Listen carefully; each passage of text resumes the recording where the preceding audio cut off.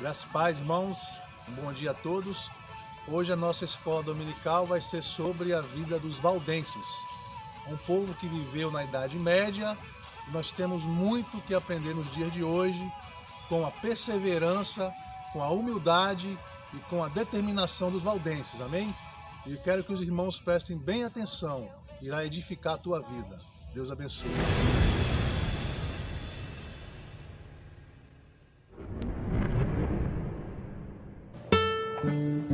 Olá, seja bem-vindo a mais um estudo da Palavra de Deus.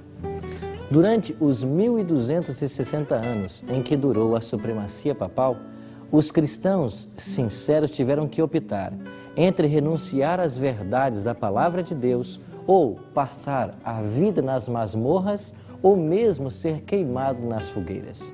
Dentre estes, nós encontramos os valdenses. Séculos antes do surgimento desse povo, João, no livro de Apocalipse, capítulo 12, já havia profetizado a sua existência. Aqui João fala de uma igreja vestida de branco, uma igreja pura, que simbolizaria a igreja de Cristo durante a Idade Média. Fala também de um dragão, símbolo de Satanás e seus seguidores, que perseguiria a mulher, a igreja. Esta igreja fugiria para o deserto, onde Deus a sustentaria por 1260 anos. Hoje aprenderemos um pouquinho mais a respeito da história desse extraordinário povo.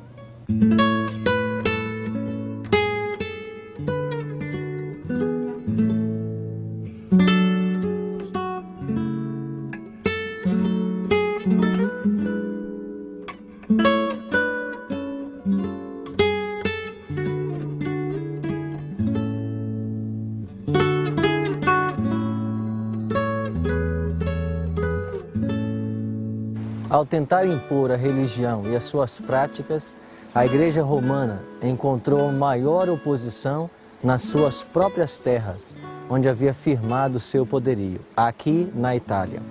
O povo valdense, durante um período de mais ou menos 1000 anos, esteve resistindo à influência romana e crendo na verdade eterna da Palavra de Deus. Em escolas como esta, desde criança eles eram ensinados a aprender da Palavra de Deus e a viver de acordo com suas regras. Um povo simples, humilde, que cria em Deus e em sua Palavra e buscavam servi-lo de todo o coração.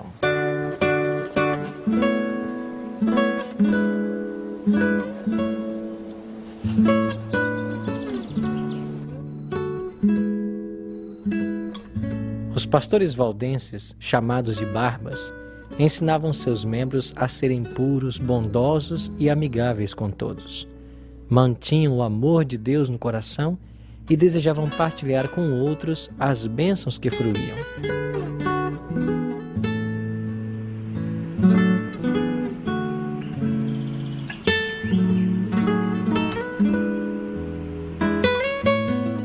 Pastor, como era a educação dos jovens valdenses? A educação, ou a formação dos pregadores, porque isso era uma escola de pregadores valdenses, era muito interessante. Eles não tinham todos esses livros de teologia e de história e outras coisas como nós usamos hoje. O livro básico era apenas a Palavra de Deus. E eles, no caso, vinham aqui por 4 invernos e ficavam nesse local aqui, sem sair, estudando a Palavra de Deus e se preparando para pregar o Evangelho em outros lugares. Terminados esses 4 invernos, eles ficavam por 1 ano num lugar distante, se consagrando para assumir o perfil de um verdadeiro ministro ou pregador. Ele era então ordenado e enviado para os lugares mais difíceis para pregar o Evangelho. E o seu trabalho como pregador era vitalício. Ele continuava pregando a fé valdense, até que suas energias se fossem pela idade ou a doença, ou então que ele fosse martirizado. Mas para eles, esse era um trabalho vitalício, e enquanto eles tivessem energia, eles continuavam pregando a palavra de Deus.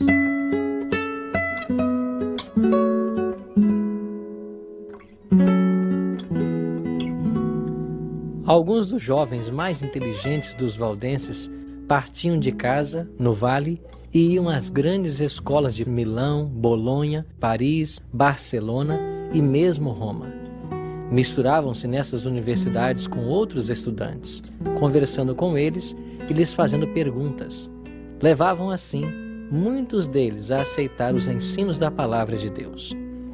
Quando a igreja romana se apercebeu do progresso evangelístico dos valdenses, ordenou que todos eles fossem presos e mortos onde quer que estivessem. Assim, por trás das elevadas montanhas, em todos os tempos refúgio dos perseguidos e oprimidos, os valdenses encontraram esconderijo. Ali, conservou-se a luz da verdade a arder por entre as trevas da Idade Média. Ali, durante 1000 anos, testemunhas da verdade mantiveram a fé antiga.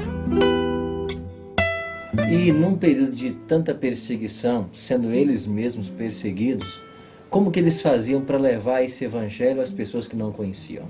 Bom, entre eles surgiu aquela expressão tão conhecida, adventista, ou seja, colportor, ou colportores ali, que era o indivíduo que levava consigo uma pequena sacola ali, ou uma bolsa.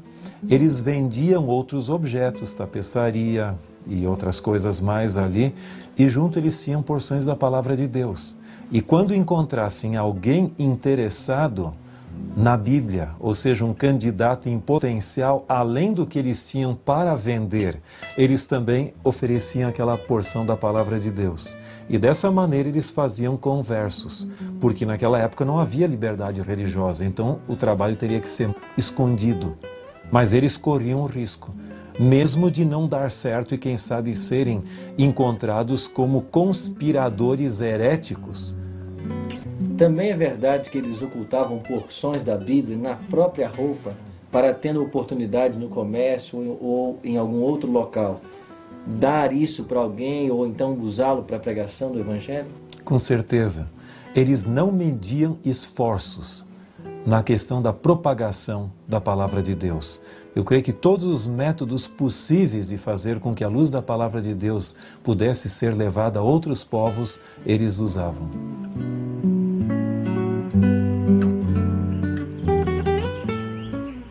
Os missionários valdenses estavam invadindo o reino de Satanás.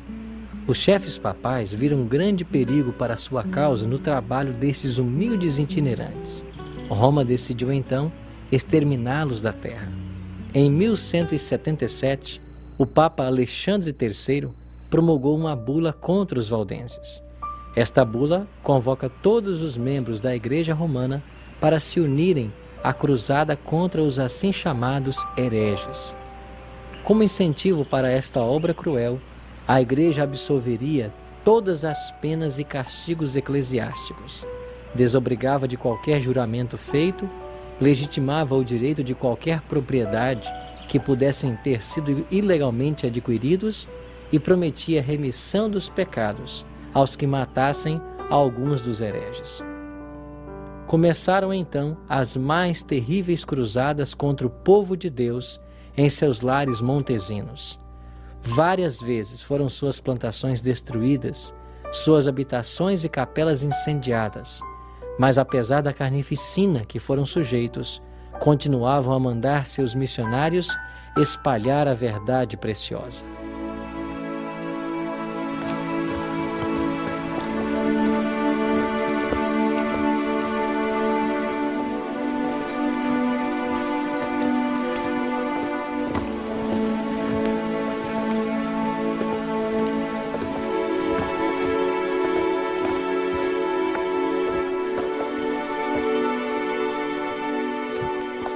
Durante o período de perseguição aos fiéis filhos de Deus, muitos deles, dos valdenses, encontraram aqui nessa caverna abrigo e proteção e um local para cultuar ao seu Deus verdadeiro.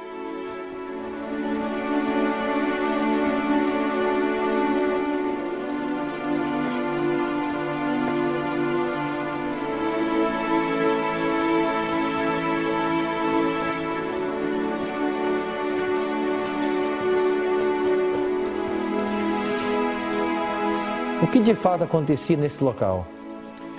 Esse era um templo, um esconderijo entre as montanhas, as rochas aqui, cumprindo basicamente a profecia que dizia que a igreja deveria fugir e se esconder ali.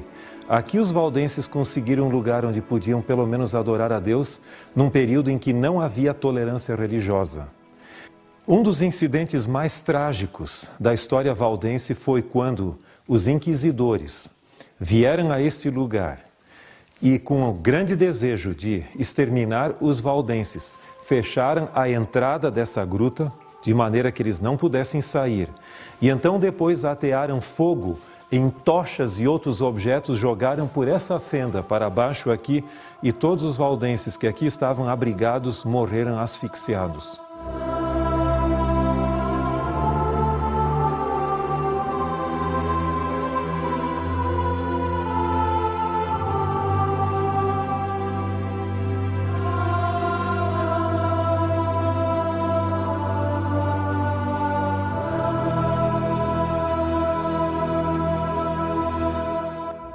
Do outro lado dos Alpes dos valdenses, vivia outro grupo de perseguidos, os assim chamados de hereges, os albigenses.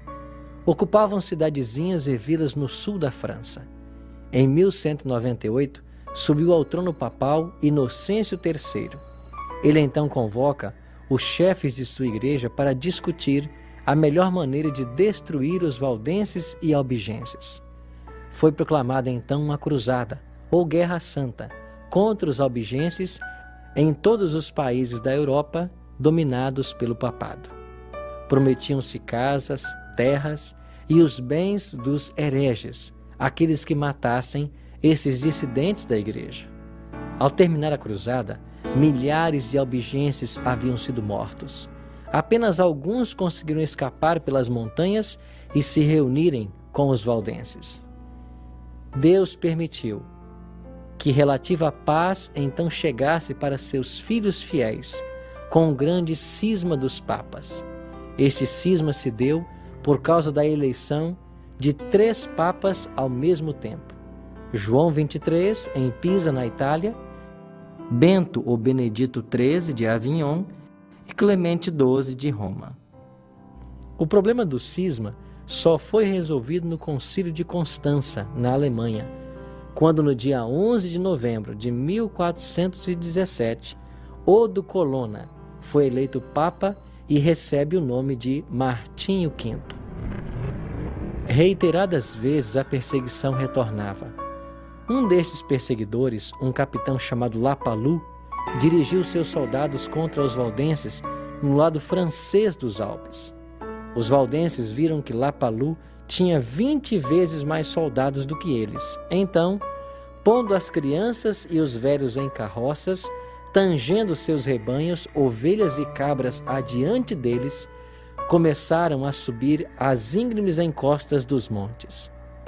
Entoavam salmos de Davi, enquanto ascendiam mais e mais alto acima do vale. Os abismos ressoavam aos sons de suas vozes. A maioria do grupo chegou à bem conhecida caverna no lado da montanha.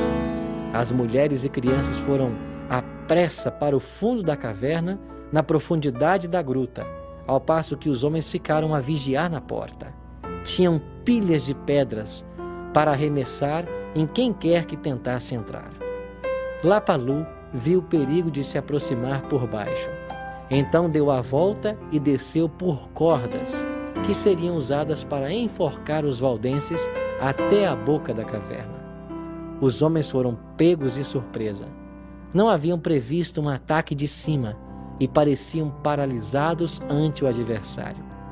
Haveria sido fácil matar aquele primeiro grupo de soldados, mas aquele povo era tão pacífico que a ideia de lutar, mesmo para defender a própria vida, parecia-lhes estranha. Eles fugiram então para dentro da caverna. Lapalus ordenou que seus soldados colocassem fogo na entrada da caverna e todos morreram sufocados. Cerca de 3.000 pereceram naquele fatídico dia e os valdenses nunca mais ocuparam aquele belo vale. Veio então o tempo da Reforma Protestante. A Alemanha partes da Suíça, Dinamarca, Suécia, Noruega romperam com a Igreja Romana. E ao chegarem as notícias na Calábria, sul da Itália, o espírito missionário começou a agitar o coração dos valdenses que lá residiam. Mal podiam crer que pudessem agora pregar livremente o verdadeiro Evangelho de Jesus Cristo. Ficaram convencidos de que tinham o dever de ensinar o povo que vivia nas cidades vizinhas a respeito do amor de Jesus e escreveram cartas à Igreja Mãe, nos Alpes, para que lhes enviassem pastores.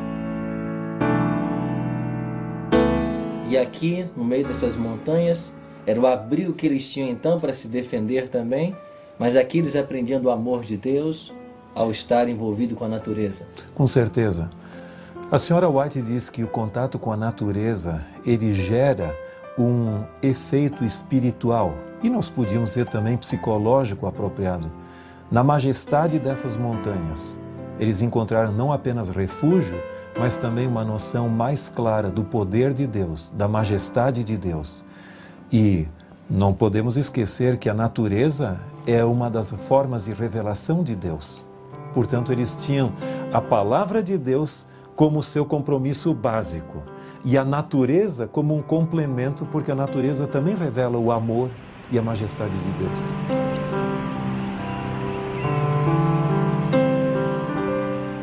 Dentre os povos da Europa, os valdenses foram os primeiros a ter uma versão da Bíblia na língua materna. Pastor Tim, quão importante era a Bíblia para os valdenses? A Bíblia era a razão da existência do povo valdense. Sem a Bíblia, eles nem existência teriam. Em realidade, eles romperam com a tradição católica, a tradição da igreja, dos concílios e da autoridade papal, para deixar que Deus falasse a eles de uma forma bem clara através de sua palavra. Esse livro aqui, sobre essa mesa, onde muitos valdenses estudaram a palavra de Deus, é um símbolo desse compromisso que eles tinham com a palavra de Deus. Em realidade, os jovens valdenses e, obviamente, também os de mais idade, eles eram encorajados a não apenas estudar a palavra de Deus, mas memorizar grandes porções. Muitos deles sabiam de memória os 4 evangelhos, bem como as epístolas, e, obviamente, como a Bíblia era tão rara naquela época, de tão difícil acesso, e eles eram perseguidos, eles deveriam memorizar a palavra de Deus para que quando estivessem em fuga ou não tendo acesso à palavra de Deus, eles pudessem ser alimentados pela própria palavra de Deus memorizada.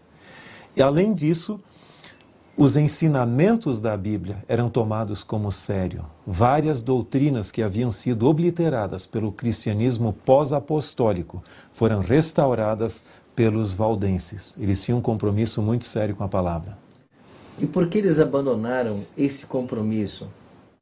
Bem, aí entra em cena um ponto significativo, que é um processo sociológico.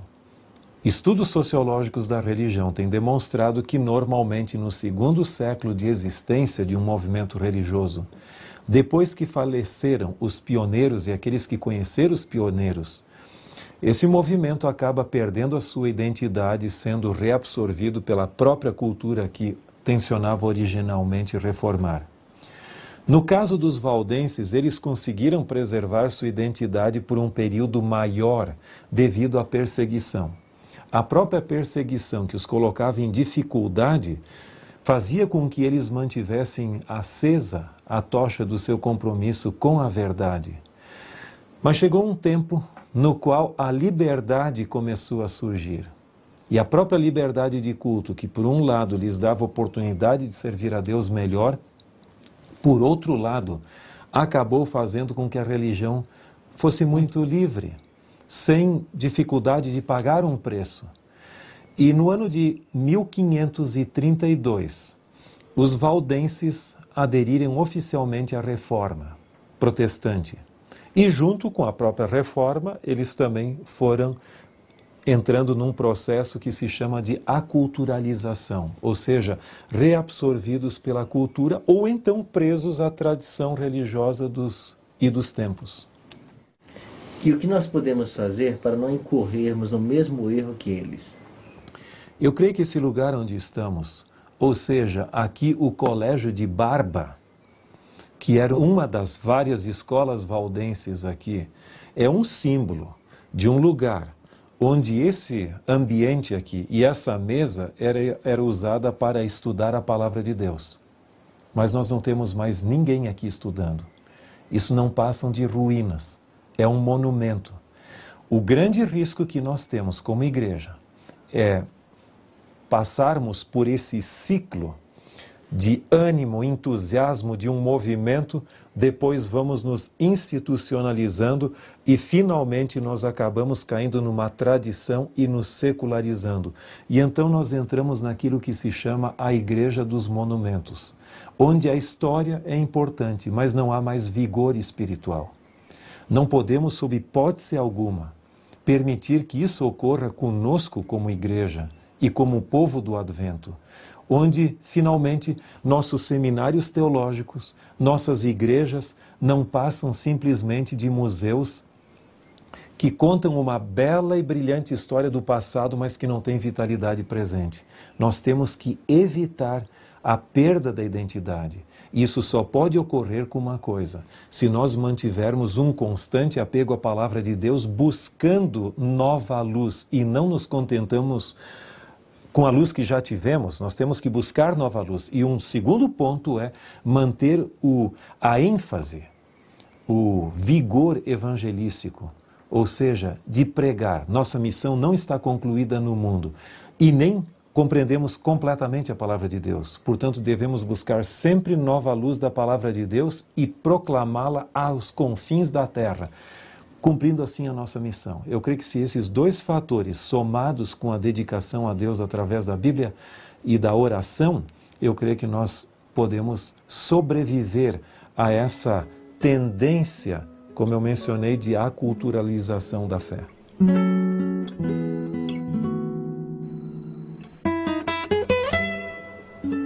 O que o senhor pode nos dizer sobre os valdenses hoje? Eu creio que é um povo com uma rica história, uma maravilhosa tradição, mas que hoje perderam o entusiasmo. São pessoas que vivem de glórias passadas. Você tem algumas igrejas ainda aqui, no próprio Vale do Piemonte, e também você tem alguns que migraram para outros lugares. Por exemplo, perto de Montevidéu, no Uruguai, há o que se chama de colônia valdense. Inclusive, algumas famílias, como Kairos, Planck, são de origem valdense e hoje são adventistas.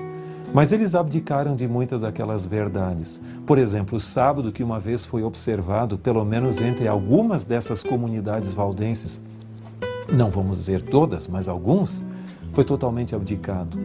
E eles assumiram mais ou menos o mesmo perfil de outras tradições protestantes que perderam sua identidade.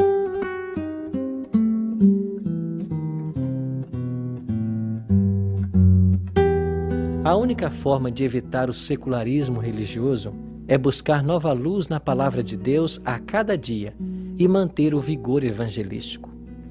O primeiro impulso de um coração regenerado é levar outros ao Salvador. Tal foi o espírito dos cristãos valdenses. Todas as verdades que descobriam estavam dispostos a partilhar com o risco da própria vida. Por isso, gostaria de convidar você a tomar uma importante decisão hoje.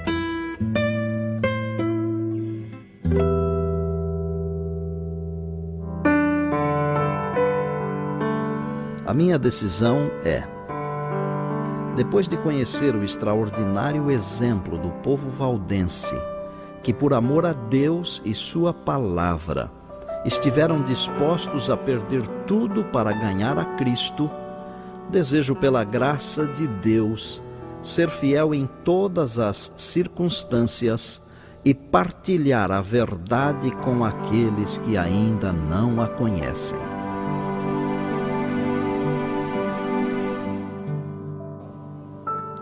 Se esta é a sua decisão, ore comigo agora.